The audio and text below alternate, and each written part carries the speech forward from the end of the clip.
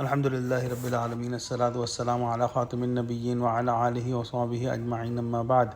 فأعوذ بالله من الشيطان الرجيم بسم الله الرحمن الرحيم قال الله تعالى في سورة النساء وأمهات نسائكم وربائبكم اللاتي في حجوركم من نسائكم اللاتي دخلتم بهن فإن لم تكونوا دخلتم بهن فلا جناح عليكم وحلائل أبنائكم الذين من أصلابكم وإن تجمعوا بين الأختين إلا ما قد سلف إن الله كان غفورا رحيما. Translation: And your mother-in-law and your stepdaughter under your care, born of your wife to whom you have gone in.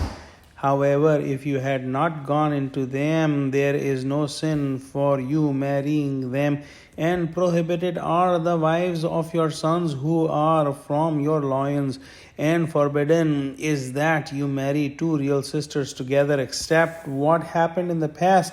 Surely Allah is ever forgiving, most merciful.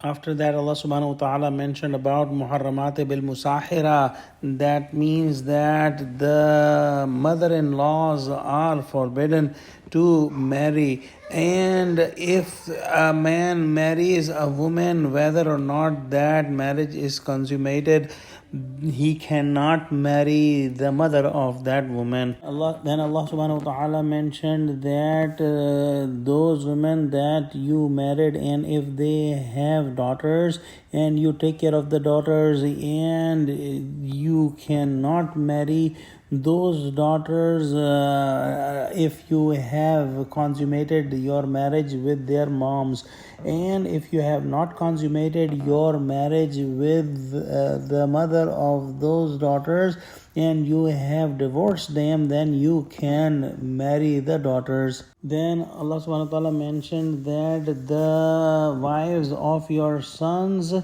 are also forbidden on you. You can never marry them.